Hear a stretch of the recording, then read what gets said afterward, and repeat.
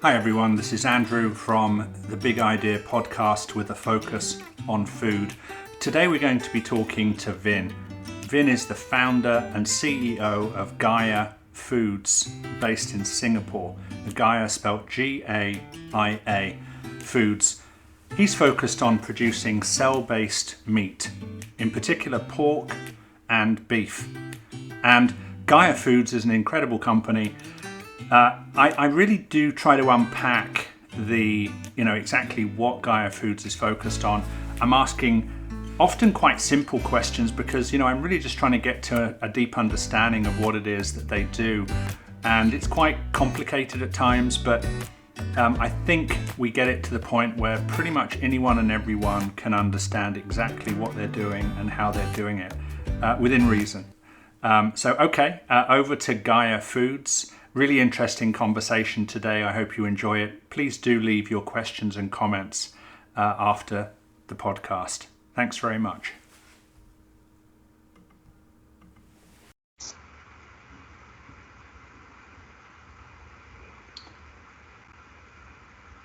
Okay. Hi, Vin from Gaia. How are you today?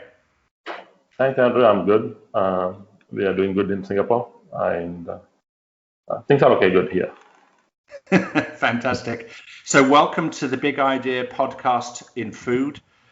Today, I'm really glad to be talking to you. You're a great company in Singapore focused on cell-based meat. So we've had a couple of conversations in the cell-based meat space. I always assume that anyone listening that this is the first cell-based meat company they've ever heard from, and therefore they might need a bit of an opening introduction to what exactly that means. So tell me about Gaia and cell-based meat. What do you guys do? Yeah, it's my pleasure. We at Gaia Food are mainly focused on producing cultured red meat, that is beef, pork, and lamb in the future. So what are we doing compared to any other company is mainly that we are focusing on structured meat, such as steak or pork belly, or you can even for people who are connoisseurs of Asian food, Wagyu. These kind of structured meat are very hard and unique in the sense that you need to have much more deeper understanding about a lot of biology rather than just growing cells. In the space of cultured meat, almost 95% of the companies are focused on producing minced meat, that is like meat for burger patties and beef ball and things like that. What we are trying to do one step forward than that, and that's the unique selling point of us. And to do this, we are using a technology known as scaffold-based technology, and this is what will give the texture and the look of the structured meat that we'll be producing. Okay, so other cell-based companies, as you mentioned, are sort of creating mincemeat, and just it's much more about the cells replicating. In your case, it's structured meat, much more complex, like a steak or a pork belly, or something along those lines. Something that's like a real slab of meat that's been cut out and ready to cook and eat. Correct? Exactly. I think what people in the mincemeat version of it, you don't really have to do anything special in the sense you grow cells in large quantities and harvest them and produce whatever meat you want. However, when we are talking about structured meat, the meat we are all used to is mainly the meaty portion comes from the muscle tissues in our body or in the animals, and then also some amount of fat and connective tissues.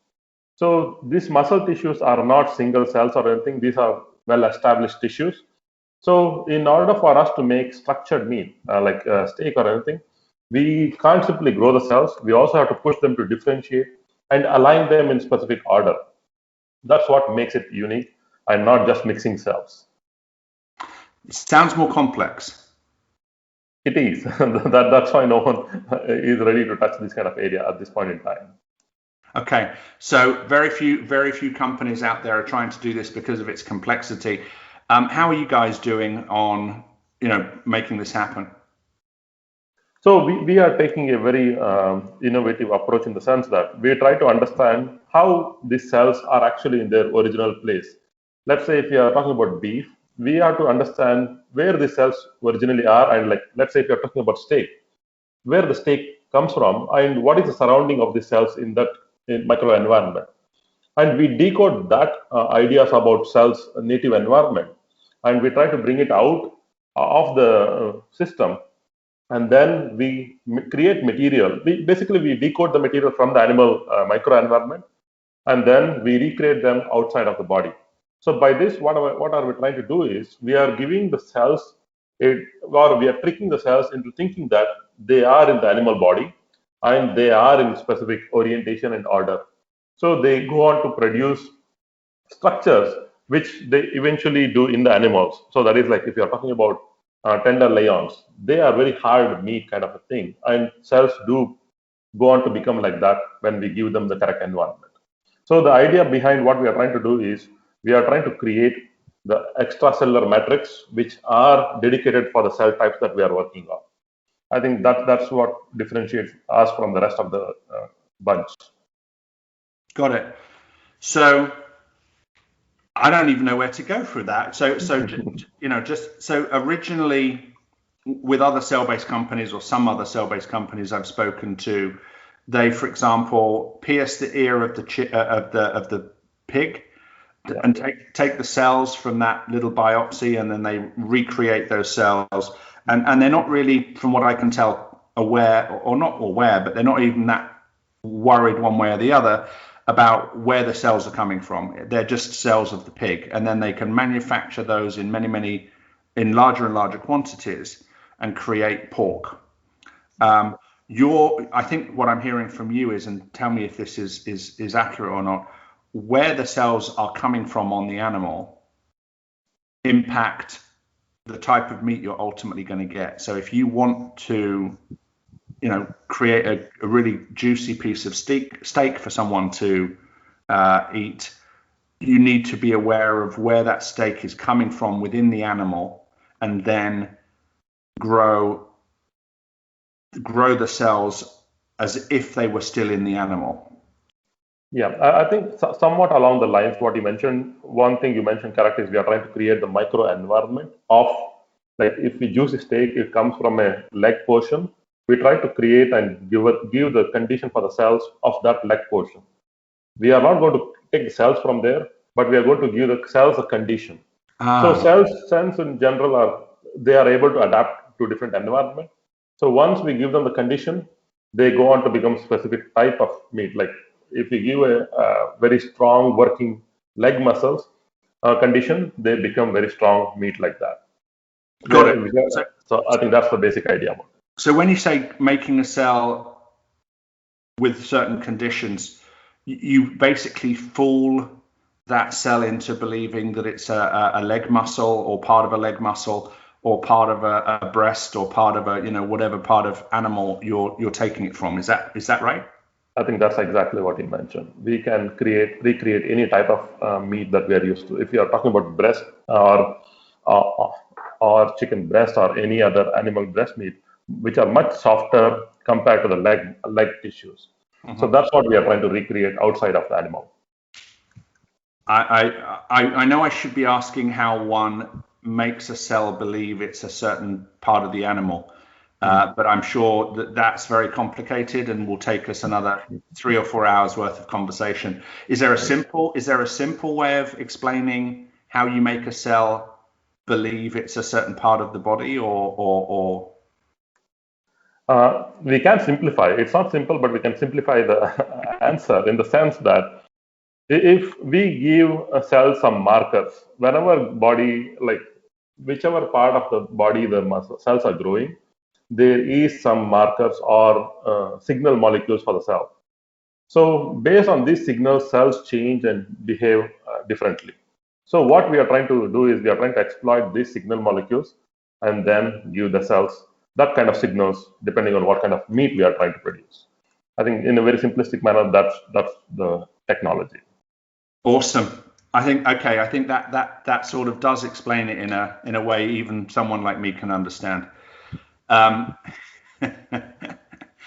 Okay, so Gaia Foods, how long have you guys been in operation, and who started the company? So Gaia Food, we are a Singapore-based company, and we started the company with two founders. One is myself, and my co-founder is Hung Nguyen. We both are scientists by training, and we were wondering how we can use our technical expertise to have some tangible changes in our environment. And that's when we thought food as one of the major avenue, which is ripe for disruption. And then when we went around to understand what kind of problems we are supposed to create and solve, that's when we realized if you go to any wet market, which is very hard to find, if you go to any wet market, you'll see that when animals are killed, almost 50% of the animals are animal parts are thrown away, like skin, bones, blood are all thrown away, which actually at the end of the day accounts for almost 50% of the animal mass. So on top of that, when we take 50% of the meat for consumption, eventually we end up wasting 30% because that's a trend, general food waste that happens. So at the end of the day, we are consuming only around 40% of the total animal, which we put so much of energy input to grow them. So that's a very broken cycle that cannot go on, and also because of all other environmental factors and all. So that's when we started our company in December 2019 with a lab in Singapore, which is supported by Singapore government's central funding agency. And we got started with the lab because we need slightly specialized setting. We can't simply start in our home, our garage. So we have to go for established condition settings. We started in December 2019, and we showcased our products in 2020, where we showed a strip of beef tissue and we also had some people tasting this material, and they gave really nice feedback on this. And basically, we are if we remove all the COVID restricted lab closures, we are just under 1 year lab company. So got you, because of COVID, you guys get to pause the clock just for a few months here and there, right? Yeah. I think that's a time when we really wanted to understand the business side of things, and that's when BIV was really generous for us to get into understand we are business school, primary school students, so that's what BIV was really helpful in that regard for us. Got it. So in terms of why you got started, you've mentioned the wet markets where 80, 70, 80, 90% of the animal is thrown away after they've cut off the thing that they want to sell and consume. Is that why Gaia started, because you saw the inefficiency of it, or were there other drivers that explain, if you don't mind, to me? Yeah. What made you say, okay, this is why I want to spend the next 10 years of my life doing this? I think one part of the starting of the reason is what I mentioned earlier about the wet market. And also from a scientific point of view, we strongly believe that this technology is going to be very transformative, in the sense that it's going to shake up food supply chain to a maximum effect in the coming future. So that's known, and we are strong believers in that idea. However, when we go around and started looking deeper into the cultured meat space, we were surprised that there is still a lot of fine tuning and there is more discovery that has to be done, and also more scientific data that has to be generated. And when we saw that there was still not enough data, we really felt that we can solve some of the toughest challenges in the cultured meat space. That's one of the major drivers for us. We can do this with our previous experience of technical expertise. So that's where we strongly felt that we can solve some of the toughest challenge, which not only us, whole of the industry is facing. And that's why we took up the challenge and started our own company. And how's it going? Have you solved those challenges? Are you well on your way? Yeah, go ahead. Sorry, we are very well on our way. We started asking some of the basic questions. Can we get the cells to grow just from the animals without even doing any genetic? The standard practice in the industry is you use some viruses and all to transform the cells to grow for a long period of time. It's not a bad thing, but it requires extreme planning, and regulatory approval becomes very hard for you to go to the market. So one of the trick is, can we grow these cells without any genetic modification? In that regard, we have been very successful because we isolated our cells once when we started our company, and that's the last time we did cell isolation. We didn't go back to animals to get the cells, and the animal that we got from, that's still happy and living, and that's one of the challenges we solved. And for the other technical questions we asked was, how do we think about making a structured meat? Do we limit ourselves to mince meat, or can we go beyond that? And we started asking, how can we achieve the structured meat? And in that regard, the showcase of our product shows that we actually can do the structured meat. So some of the basic challenges, we started asking the questions. We are well on the way to solve those answer for those questions. And on top of that, current main focus is how do we bring down the cost. So that's one of the major barrier for most products to go to the market, is the cost of producing, and we are aggressively focusing on reducing the cost of our culture meat. So reducing the cost is a key barrier to bringing this product to the market. Have you estimated current costs of producing the meat that you guys are working on? And how does that, and I don't know if there's a difference, but because you're a year old, but I'm wondering if in the last year that cost structure has changed as far as producing the meat is concerned. Yeah. When we started our company, our cost of wet mass of the cells, just 1 kilo of meat, was around $13,000 US dollars.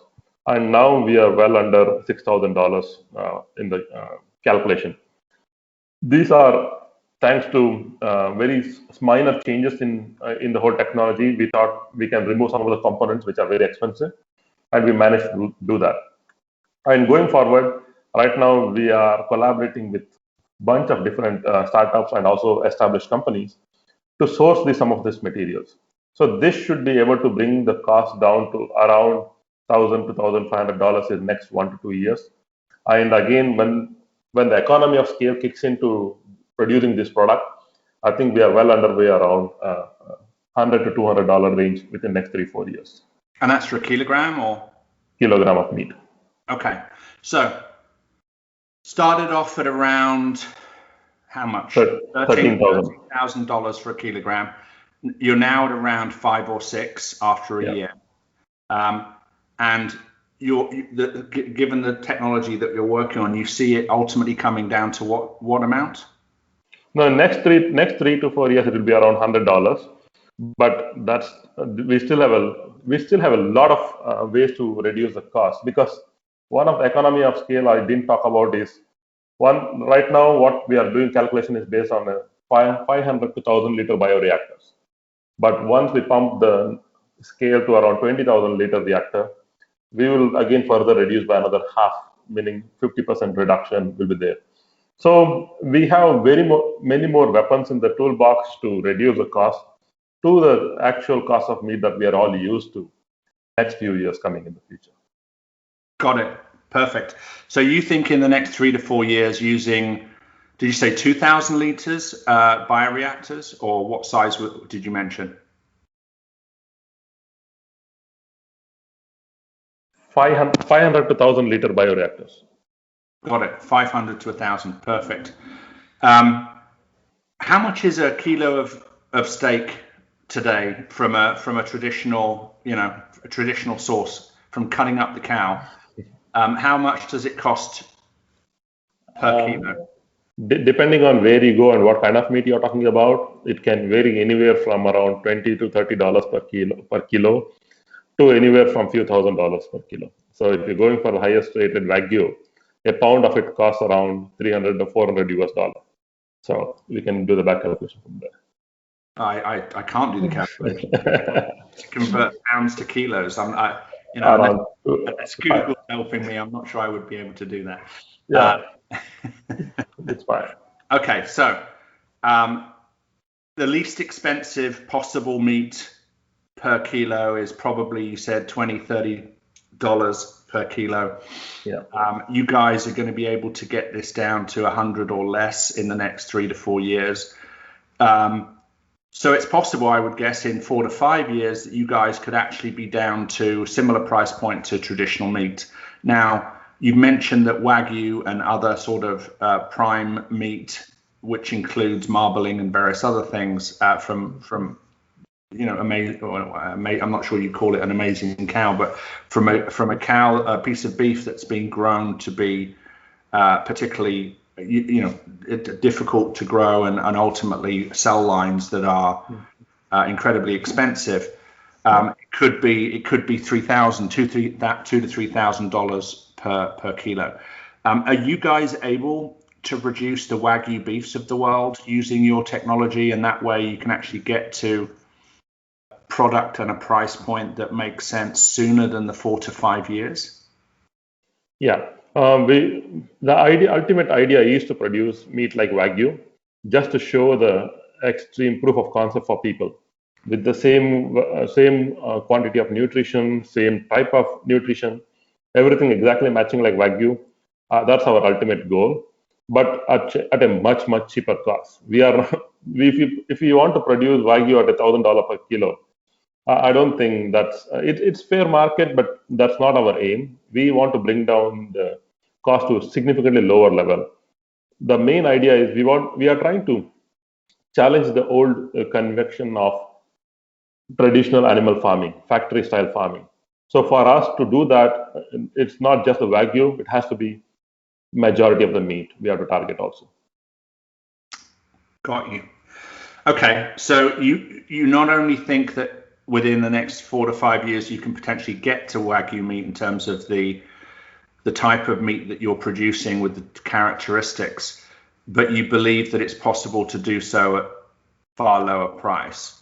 I was talking to someone on the cell-based side the other day, and they mentioned that some cell-based companies are using cell lines from sources where there may be some copyright or some sort of intellectual property that needs to be recognized, and they're not clear, or they weren't sure that all cell-based companies take that sort of thing into consideration. So, for example, they're either taking cell lines from universities which don't have the right to use those cell lines for commercial purposes, or they're buying animal meat or cells from a company, and that company is thinking it's just doing a meat transaction. It doesn't realize that it's selling their cells of their animals that they've spent 20 years, 30 years, 50 years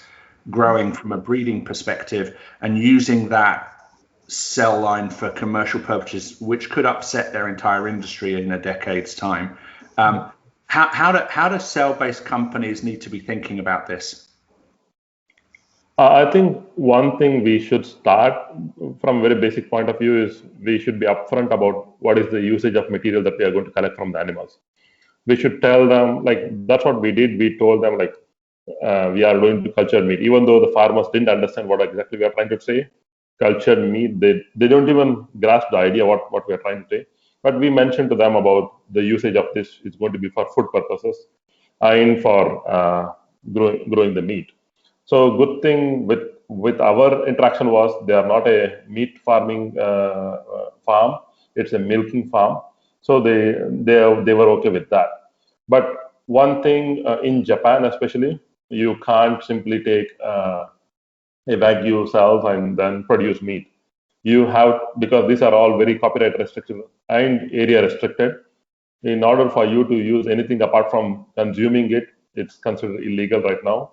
So we have to work with the government, because this whole concept of how do we share the intellectual property, or who owns the intellectual property at the first level, because we are taking from the farmers. Do they own any part of it, or we are the owners? So we have to figure out a way, because there is no standard template for us to follow. So we have to keep them engaged and also ensure that they understand what we are trying to use it for. And in general, that's why we go for small farming communities, mainly because they are much more open and understanding of our requirements rather than big animal farms. So we have to have a much more active discussion with the whole supply chain of people. Like one of the unintended victims of our cultured meat will be small farmers because their meat will be too expensive for regular audience. They will still have consumers, but we have to keep them in loop. Got it. I didn't realize that this area was actually as complex as it is, but you're right. Some farms, some breeders have been breeding certain strains of cattle, etc., for decades and have invested a lot of time, science, money, etc., to create these lines of animals, these different types of animals that have certain characteristics from a meat production perspective. So just taking their hard work and sort of converting it into a disruptive technology, you need to, as you say, bring the farmer and the breeder with you, and make sure they understand what's happening and why, and for you all to sort of partner together around that is probably the best way forward. Question. You've been going for a year. Where do you see Gaia being in 2 to 3 years' time? Obviously, you'll be working hard to make that meat down to the $100 and the $50 level from a price point perspective. But where do you see Gaia being? I think our ultimate goal is to be one of the major players which can give people real meat option and reduce the impact of factory style animal farming. And that's our main goal. And when it comes to our target markets, since we are in Singapore, and Singapore is very, very open to this kind of new innovation, which was witnessed by the approval of the first cultured meat sale in Singapore. So we will be launching our products in Singapore, mainly because this market is something which we understand a little bit, and also we have some understanding about the deeper understanding of the markets. But eventually we go to other Asian countries, mainly because some of the meat that we are trying to produce are mainly meant in the Asian foods. Any Asian connoisseurs will be able to consume our food, but we are trying to focus on where are the major centers of this kind of meat consumption happening. So that is in Japan, Korea, and like East Asia and Southeast Asia. Some of the countries are because we also need. If I go to Indonesia and sell my meat for $100 per kilo, I don't think I'll have enough market for me to capture there, because people are still their price point is different. On top of that, we also have to do education amongst the general consumers about what is this technology. Just because I give something, they don't consume. So we have to do a little bit of, or actually a lot of consumer education before even we can launch these kind of products. Okay, so it's interesting. In 2 to 3 years, your kind of focus is on, it sounds like your focus is on, how do you build this into a business which is in multiple countries and take the consumers with you. Yeah, I think that's the main goal for us, because yes, we want to conquer the world, but it doesn't simply work like that. We want to understand each and every market, even though it's a beef in Japan is very different from beef in Korea. So we want to make sure that we are creating products which are consumed and required by the general audience, not for some corner shelf of the supermarket. We want to engage our consumers right at the very beginning also, to make sure that they understand and they consume our products. So you guys started a year ago. If you were talking to other entrepreneurs that were about to start the journey in the future of food space, and it was day one for them, what would you want them to understand about the last year for you and things they should take into consideration as they build their business? Yeah, I think if you're coming out of school, that's pretty good. You can start and dedicate a lot of time. One of the biggest fear that I had to overcome for myself was not having salary coming into me in my account every month. To get rid of that fear, it took quite a bit of time for me. That can be very scary. So you have to get out of the fear, and you will find eventually ways to survive and live. On top of that, I think startup in general is very can be more physically and emotionally draining. It's not simply like, oh, you just put in 80 hours a week, you are done with it. It can also be very emotionally draining. So be ready with it, and surrounding yourself with people who understands you and supports you in different level will be absolutely crucial. So if you can start and do things on your own, that's good. But in general, majority of the time, you need friends, family, and everyone else, supporters surrounding you, to be there with you throughout the journey. So find some good partners to hang around with. That will make your life so much easier rather than doing things on your own. So I remember when I started my first company, and the investors came in and gave me a small amount of money so that I could continue. And I went through the same thing you did, of sort of feeling really insecure, wondering, what the future was going to be, even though I'd been given a X number of $100,000 to sort of roll the business forward. And then I don't know why, but I envisioned a curtain, and I was standing on one side of the curtain, and I was sort of working in a traditional job.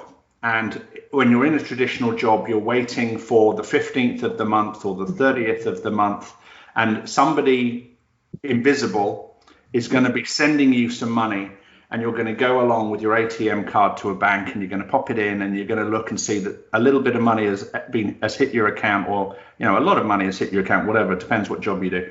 But either way, you're on one side of the curtain where some sort of faceless finance person sends you some money, and you're feeling grateful for the fact that you've got some cash. When you make that transition and you walk through the curtain from employee to founder or startup, if you've got some money, and it's not always that you do, but if you've got some money, you may end up writing checks to yourself at the end of the month.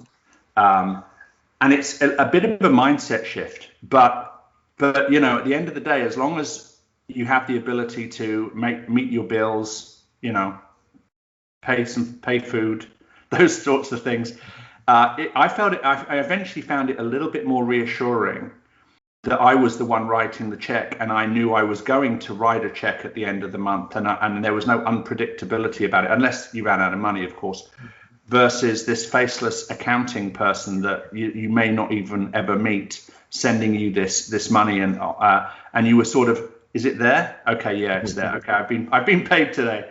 So how do you cope with that? I mean, you said it wasn't easy to sort of, when it's your own company, there's an insecurity, and you sort of spoke over it, not really grappling how you coped with it, how you dealt with it. So in my case, at least since I'm not fresh from college, I had planned at least for 4 or 5 months. I can push this off. Even I had made myself mentally prepared for 4 or 5 months without salary or any money. Still, I can survive, and that kind of helped a little bit in the beginning stages. But again, first month when I didn't see any salary, it was shocking again. Even though how much ever I prepared, it didn't really help much. But I think one of the things you mentioned is like once you have enough money and you have enough planning and passion with you, you will find ways to succeed in one or other way. And that actually was one of the drivers for me. Like now I'm out. I'm already like I've taken the plunge. Now I have to find a way to survive.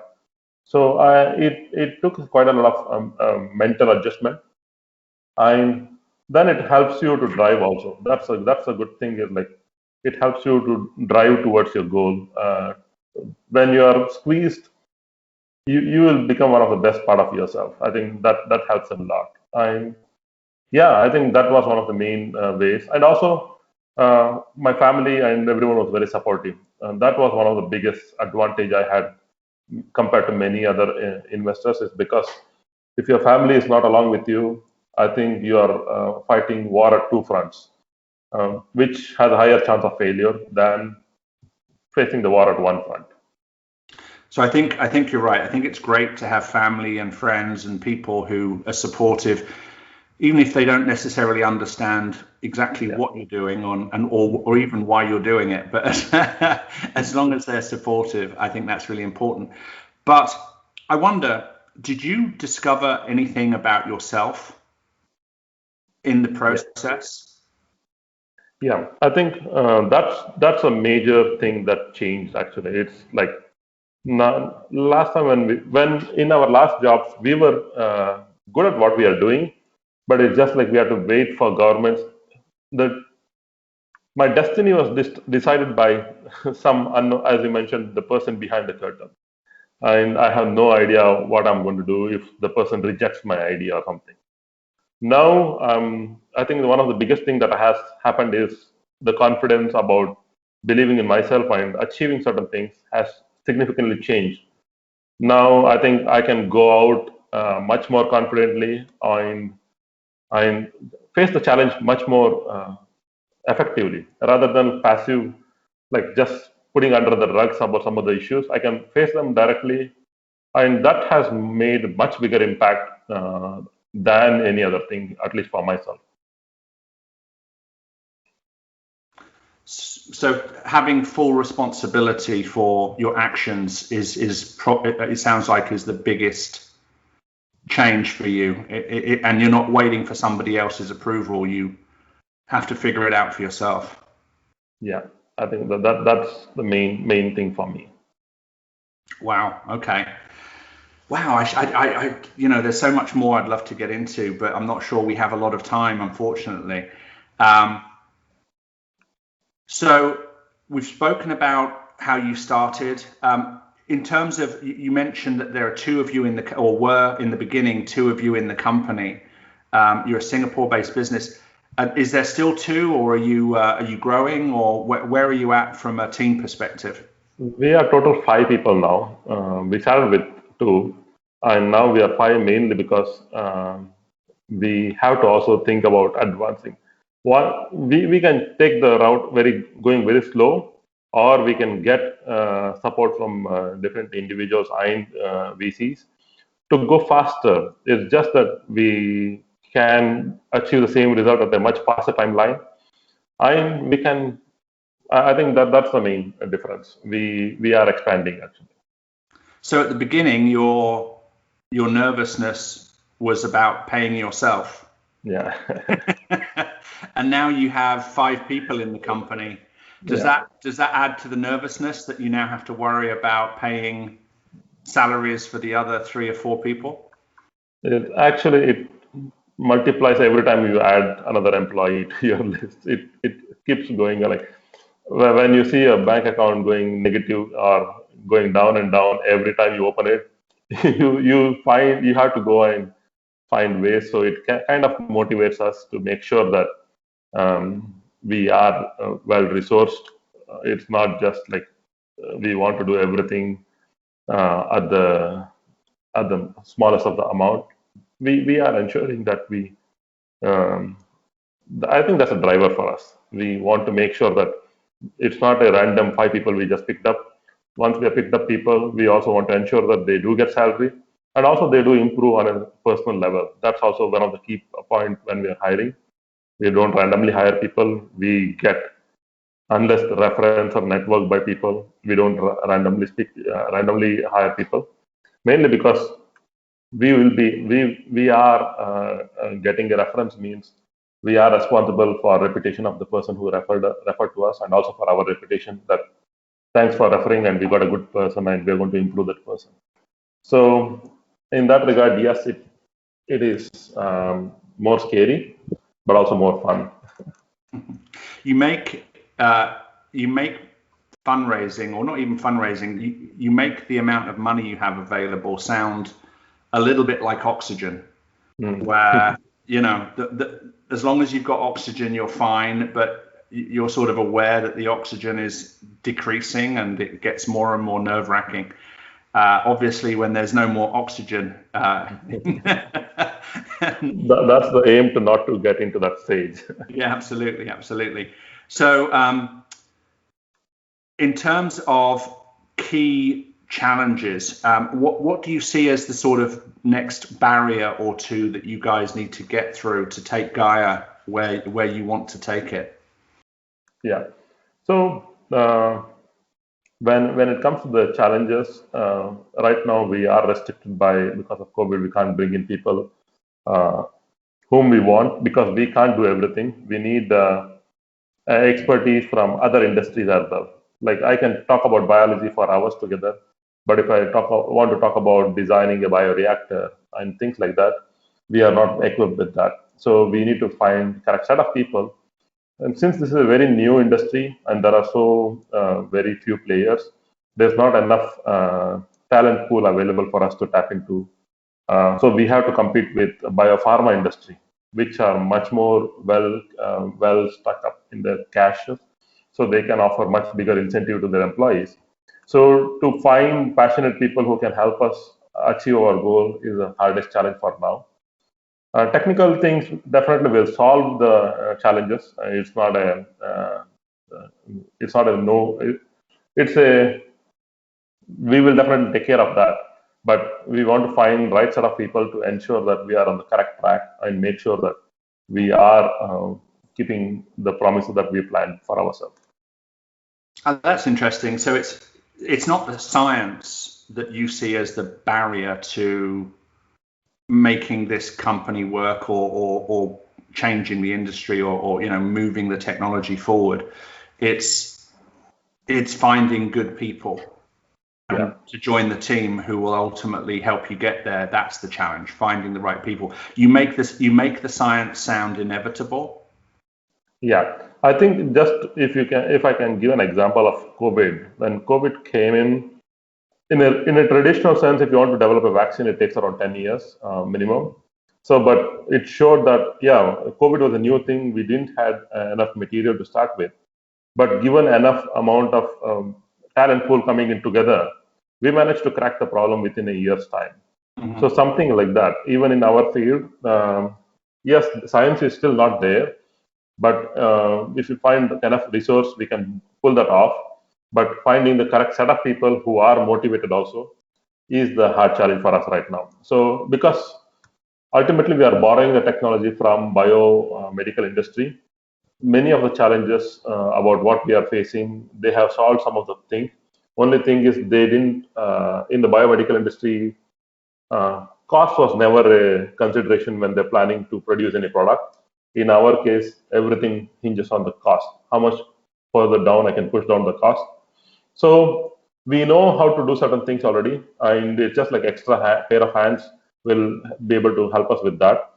But when we are trying to change some of the things different from what biomedical industry has been doing, for that we need new set of talent pools. So that's our barrier for us. So you mentioned that from an employment recruitment perspective, you're competing with the biomedical space with more resources, the ability to pay bigger bonuses and so on. Obviously, what you guys are doing, though, has the potential to produce food that could, sustain the human race in a far more sustainable way than traditional large-scale animal factory farming. I'm guessing there are scientists who may be swayed by the bonus, but there are other scientists who, for example, may be swayed by, the planet. Is that the case? So you're finding that the best way of getting the right people is to communicate with them and to make sure they're aware that the impact they're having, the work they're doing, can actually change the world for the better. I mean, obviously, biomedicine is also changing the world for the better, but just in a fundamentally different way. Yeah, I think in general, finding the motivated people who believes that they can change is very limited. There are few people who definitely believe that, but we need much more than that, because we are tackling a $1.5 trillion industry, and for that, just few hundred scientists here there doesn't do the job. We need way more personnel than that, and also we have to think much more radically if you want to bring down the cost. We simply cannot rely on old ways to do things. So for that, we need much more passionate people. If we don't have passionate people, and if we don't give them challenges which they can think outside the box and solve, this industry will have bring the price parity to the traditional meat will take much longer. That's why we have to bring in the passionate and driven people. I think you're right. The only thing of what you just said, though, that I wonder about just a little is, you said if we're going to tackle the traditional 1 trillion or however many trillion meat industry, I don't see this technology necessarily as something that is tackling the meat industry or is sort of fighting the meat industry. I see it as the natural progression of the meat industry, to the point where if I was in the traditional meat industry, I would be trying to figure out how to partner with the right companies like you, like others, to be able to evolve my industry to where it is, inevitably going to go. So it's not a tackling of the industry as much as a, working with and evolution of the industry. Because I think that's how we're all going to win in this case. I think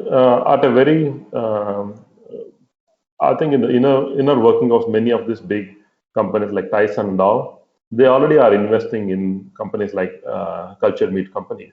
So they understand the thing, but they also know that it is a natural progression, and where they will have a limited option for butchered meat. So they are doing things, but at a much smaller scale. We need. It's not just like I'm growing cells and producing meat. Do I have the whole supply chain in place for scaling up? And do the other partners also have enough resources? And are we taking raw materials from correct sources or not? There are a lot of things that has to be worked out before this industry can really do the job.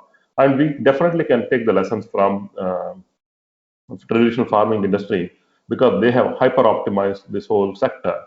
So we can definitely learn from them. There is a great opportunity for us to learn. And I hope we can partner with many of these companies, because there is always something interesting to learn from it, whether it's biology or the business side of things or So we hope we can find partners who can help us achieve a sustainable world for all of us. It's not just for one company or one animal or one type of products or something. In general, for a whole sector. Perfect. So Vin, I'm going to slowly wind this call down very quickly. Where can people find out about you and Gaia if they want to help you, support you, ask you questions, invest, whatever it might be? What's a good way of people getting a hold of you? So at this age, it's you can just go to LinkedIn and type my name, Vinayaka Srinivas, or even Gaia Foods, one word, Gaia Food. Or you can just Google search, you'll find Gaia Food Cultured Meat. You can find us in any way possible. But in LinkedIn is the fastest way for us to get in touch, and we respond much easily. And also an email, just vin@gaiafoods.xyz. Will be easy also. So Vin, VIN, at Gaia, GAIA Foods .xyz. XYZ. ZZ. Yeah. English or American.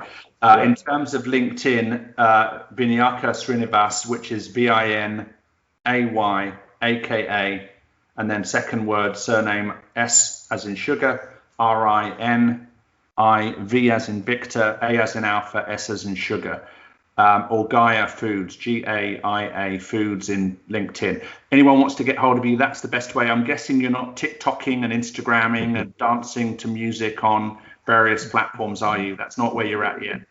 No, we are not there yet. Maybe personally, but not from a business point of view. No, we are not there, unfortunately. But that's the fastest way to reach young audience, though. It's a good way, isn't it? Yeah. All right. So Vin, I really appreciate your time today. I'm sure I would love to have spent another kind of 45 minutes or more talking to you. Maybe we can do this again sometime soon. I'm gonna say thank you very much. Any last thoughts for entrepreneurs out there, and then we'll press pause. Absolutely. It's my pleasure. Again, it was really interesting to talk about these ideas. For anyone who's interested in the field, it's a much up and coming field. If you're an entrepreneur, I think take the plunge. It's going to be very rewarding, both when mentally and also hopefully monetarily in future. But I think the main thing is it's going to be really, really fun. It's going to be tiring, but it's going to be fun. So if not, if there are multiple ways to join the communities, please do get in touch. There are many, many options available. And we do get expertise. We need expertise from diverse range of fields. And that's what I can say about it. Perfect, Vin. Thank you for your time today. Really appreciate you coming on board and having this conversation about you and Gaia Foods.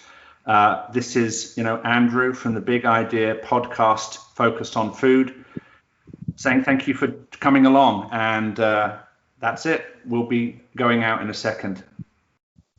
Thanks.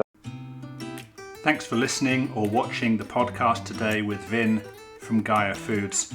This is the Big Idea Food Podcast, and we appreciate you watching, listening, and participating. Please do leave any comments or questions you have. By all means, reach out to Vin at Gaia Foods, spelled GAIA, or reach out to us at Big Idea Ventures via bigideaventures.com or Instagram, LinkedIn, all the usual places. So look forward to connecting with you next week with next week's podcast and another conversation with a great founder focused on the future of food. Thanks very much. Appreciate you coming. Bye-bye.